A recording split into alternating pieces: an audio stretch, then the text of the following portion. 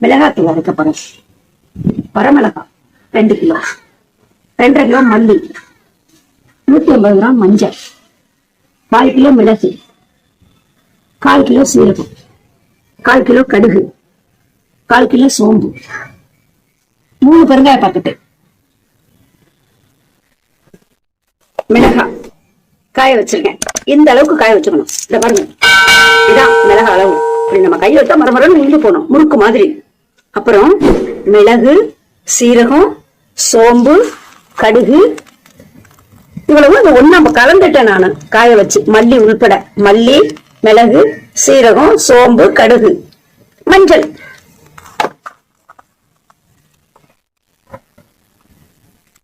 மஞ்சள் இது இருக்கு பாருங்க. பெருங்காயம் ஒரு, இப்ப நான் 2 கிலோ மிளகாய், 2.5 கிலோ மல்லி போடுறேன், 3 பாக்கெட் பெருங்காயம் போடுறேன். அதை வறுத்து பொட்டு மாதிரி தட்டிடணும் தோசைக்கல்ல. நம்ம சூடாக வச்சோம்னா பிரிச்சு கொஞ்சோண்டு எண்ணெய் ஊத்தி நம்ம சப்பாத்தி மாதிரி தட்டிக்கலாம். அதை இந்த பாருங்க, இவ்வளவேதான். கிட்ட ஆனால் கம்மியா வைக்கணும். ஆனா நான் அதை காட்டாம போயிட்டேன். நான் என் வீட்டு யூஸ்க்கு பண்ணுவேன். அப்ப நான் உங்ககிட்ட காட்டுறேன் கண்டிப்பா. ரொட்டி மாதிரி சப்பாத்தி மாதிரி தட்டிக்கணும். சிலிண்டர் கம்மியா, அடுப்பு கம்மியா வைக்கணும். வச்சு திருப்பி திருப்பி திருப்பி எண்ணெயெல்லாம் ஊத்தப்படாது. துளியும் எண்ணெய், அந்த அதை பெருங்காயம் திருப்பறதுக்கு போடுறோம் பார்த்தீங்களா தோசைக்கல் இல்ல, அதுதான். அப்புறம் எண்ணெய் ஊத்தக்கூடாது. ஏன்னா மிளகாத்தூள் ஒரு மாதிரி கிட்ட போயிடும். ஆகையினால சப்பாத்தி மாதிரியே முறுமுறுன்னு திருப்பி எடுக்கணும். நமக்கு தெரிஞ்சது பதம். அப்படி இப்படி பிடிச்சோம்னால அது பார்த்த தோசைகள் இருக்கும்போது இப்படி வந்துடும். இன்னைக்கு அரைச்சிருவேன் நான். அரைச்சு கொண்டு வந்து காட்டுறேன் உங்ககிட்ட மாவு எப்படி இருக்குன்னு. மஞ்சளும் வெயில்ல தான் போடணும். ஆமா, எல்லாத்தையும் காய வைக்கணும். மஞ்சள் உள்பட. மஞ்சள் தான் முதல்ல பூச்சி பிடிக்குமே. மஞ்சள் தான் நல்லா காயணும். இதை பாருங்க, நான் உங்ககிட்ட காமிக்கும் போது ஃபர்ஸ்ட் ஆரம்பத்துல எப்படி இருந்துச்சு, இப்ப பாருங்க நல்லா காஞ்சிருக்கு. கல்லுலதான் உடைக்கணும், பாத்துக்கிடுங்க.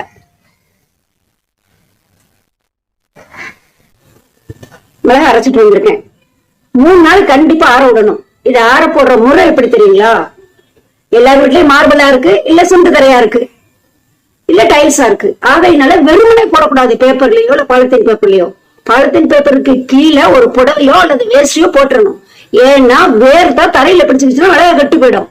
ஆகையினால கீழே வேஸ்டியோ அல்லது சேலையோ போட்டு, அதுக்கு மேல பாலித்தீன் பேப்பர் போட்டு, அதுக்கு மேல பேப்பர் போட்டு, இந்த மிளகாத்தூளை போட்டு 3 நாள் ஆற வைக்கணும். எப்படியும் பகல்லதான் அரைச்சிட்டு வருவோம். நைட்டு என்ன பண்ணணும், மெதுவா இப்படி மடிச்சு அது மேல ஒரு பாத்திரம் வச்சு மூடிடணும். விடிய காலம் அதே மாதிரி, அடுத்த நாளும் அதே மாதிரி 3 நாள் நல்லா காய வச்சிடணும். இப்ப இப்படி ரவா மாதிரி கொட்டணும். மிளகாத்தூள் இப்படி கொட்டுற பாருங்க, மாவு திக்காம கொட்டணும். நான் நாளைக்கு தான் சலிப்பேன், இன்னைக்கு நான் நைட்டு காய வைப்பேன். ஆகையினால நல்லா சலிச்சிட்டதுக்கு அப்புறமா ஜகடையில நல்லா சலிச்சு ஒரு ஏர்டைட் டப்பாவில போட்டு, நான் ஃப்ரிட்ஜ்ல வைக்க மாட்டேன் பாத்துக்கிட்டு, வெளியே தான் வைப்பேன். ஏர்டைட் டப்பாவில தான் போட்டு அரைச்சுக்குவேன். ஆனா எடுக்கும் போது ரொம்ப பதனமா எடுக்கணும். எப்படின்னா கை, கரண்டி தண்ணி இருக்கப்படாது. மிளகாத்தூள் கெட்டுப்படும், பூச்சி பிடிச்சுக்கும். ஆகையினால கரண்டி ஈரமே இல்லாம இருக்கணும். காட்டுற பாருங்க. இன்னொரு டப்பாவில நம்ம எடுத்து நம்ம தேவைக்கிட்ட எடுத்து யூஸ் பண்ண எடுத்துக்கிடலாம். அடைக்கும் போது நல்லா டைட்டா அடைச்சு வைக்கணும். இப்ப நான் அளவு சொல்றேன் உங்களுக்கு. இப்ப நான் 2 கிலோ வரமிளகா வாங்கியிருக்கேன், 2.5 கிலோ மல்லி, 1/4 கிலோ சோம்பு, 1/4 கிலோ கடுகு போட்டிருக்கேன், 200 கிராம் போட்டிருக்கேன். 1/4 கிலோ போடக்கூடாது, ஏன்னா மஞ்சள் ஜாஸ்தி ஆகும். நம்ம தனிப்பட்ட மீன் குழம்புக்கோ மற்ற குழம்புக்குன்னா மஞ்சள் தூள் போடுவோம். கடுகு 1/4 கிலோ, பெருங்காயம் 3 பாக்கெட் போட்டிருக்கேன்.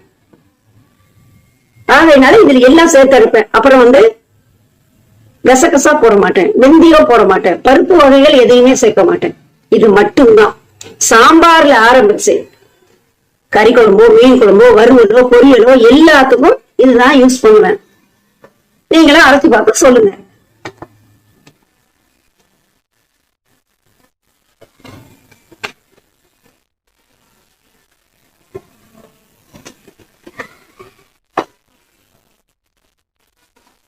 வரமிளகாய் 2 கிலோ, மல்லி 2.5 கிலோ, மஞ்சள் 200 கிராம், மிளகு 1/4 கிலோ, சீரகம் 1/4 கிலோ, சோம்பு 1/4 கிலோ, பெருங்காயம் 3 பாக்கெட்டு.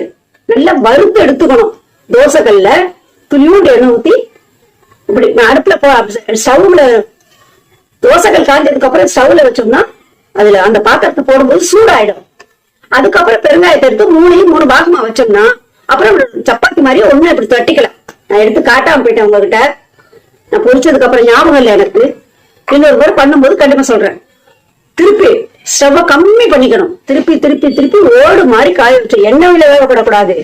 ஏன்னா என் மிளகாத்தூள் சிட்டம் கட்டிக்கும். எண்ணெயே இல்லாம சுமனாச்சுக்கும் வறுக்கணும். வறுத்து எடுக்கணும். அதை ஓடு சப்பாத்தி மாதிரியே மறுமுறுன்னு நல்லா ஆட்டுன்னு. நம்ம மிளகாய் சேர்க்கிறோம் பாத்தீங்களா, மிளகா மல்லி சாமான் எல்லாம் சேர்க்கும் போது இதை எடுத்து ஒரு பேப்பர்ல நுணுக்கி கொட்டி கலந்துக்கலாம். பொண்ணாதான் அரைக்கணும். நீங்களும் உங்க வீட்டுல அரைச்சு பார்த்து கண்டிப்பா எனக்கு சொல்லுங்க.